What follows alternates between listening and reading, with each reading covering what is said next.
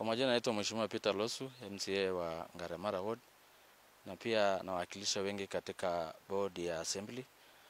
Ya kwanza, sisi ni masikitiko kwa yale ambayo yanaendelea katika kaunti ya Isiolo.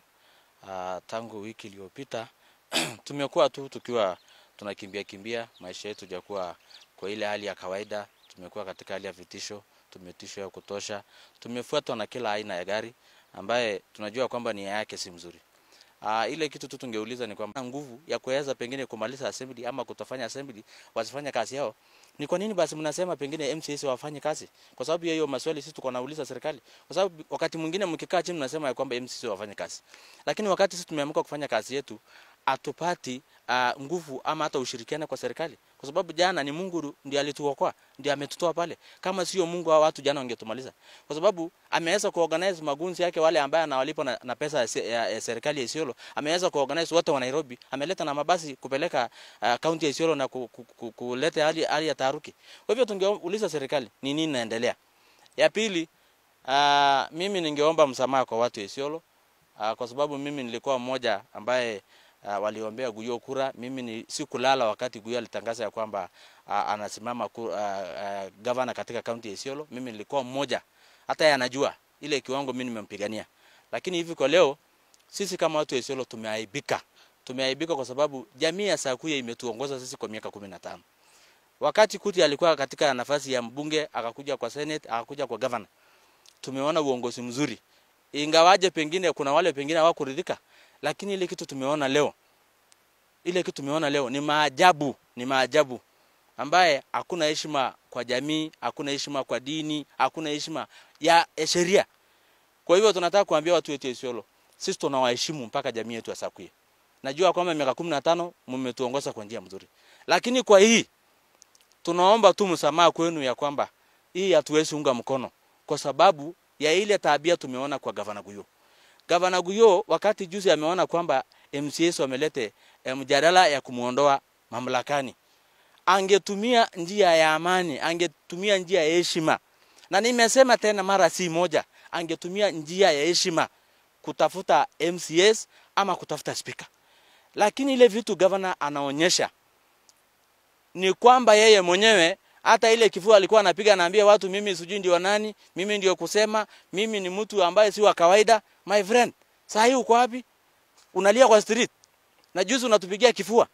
Umejua ya kwamba sasa assembly imebeba nguvu yote. Kama ungekuwa ni mtu ambaye unatumia akili, ungetafuta MCAs kitambo, ungekaa na wao wakuambia umefanya hii makosa, rekebisha. Na ndugu yangu miaka 3 ambayo umekuwa katika uongozi, sisi kama watu wako tumengangana kukusaidia ile kiwango tunaweza.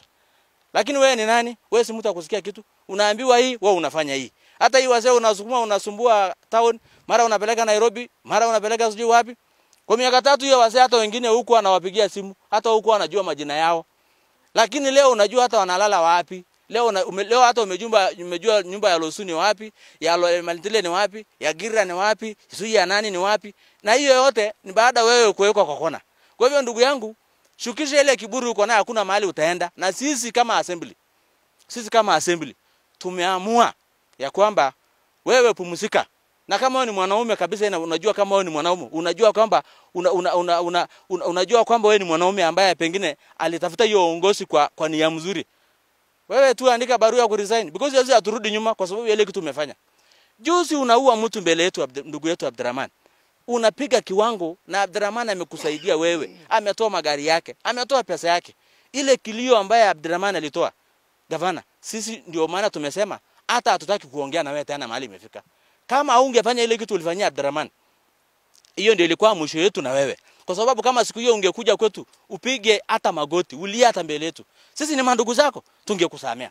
Lakini kwa sababu umechukua hatua ya kudhureta na watu, sasa hii nasikia unaambia watu huko na MCAs, unataka kuwe MCAs 4. Na mimi ni mmoja yao. Ndugu yangu, kwani ukiua mimi ukilichukua roho yangu, watu wangapi Isiolo utaua? Kabla miaka 2.5 ikuje? Hata ile umebakisha, hata tukisema pengine tukusamea, utaua watu wangapi ufikishe 2027? Hautaua Isiolo mzima. Na Isiolo iko na wenyewe. Kwa hiyo ndugu yangu, hii threat kidogo unatoa, unaambia watu wewe nitaua sijui nani, nitaua nani. Ni sawa?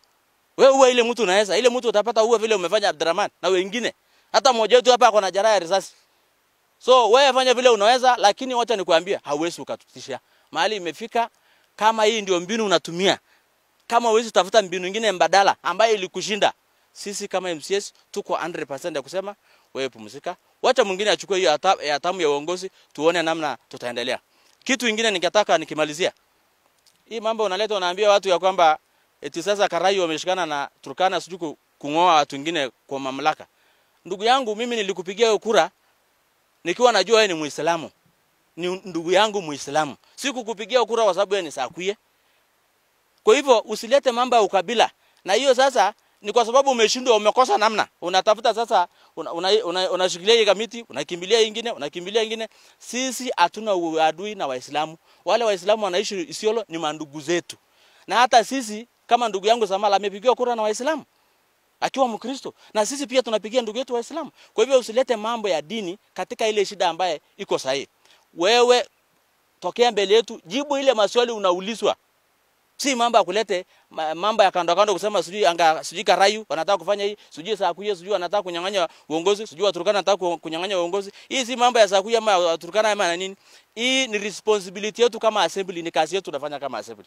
Kwa hivyo wacha kutumia majina ya jamii kujaribu kugonganisha watu, wacha kutumia dini kujaribu kuunganisha watu. Sisi wote tuko imara na tunaheshimu jamii zote ambaye inaishi katika Isiolo County. Na naomba pia watu wetu, mahali imefika itabidi mjitokeze kutuprotect. Kwa sababu vile tunaendelea, hii serikali tunaona hakuna mahali itatuprotect kuongea kitu inaitwa ukweli. Na hii nasema ndio Inspector General asikie, ndio ndugu yetu Murkomen asikie, President asikie, maisha yetu iko hatarini. Sisi kwa muda ya siku 10 hatujaona watoto wetu. Tumekuwa on run kila siku, tunakimbia hapa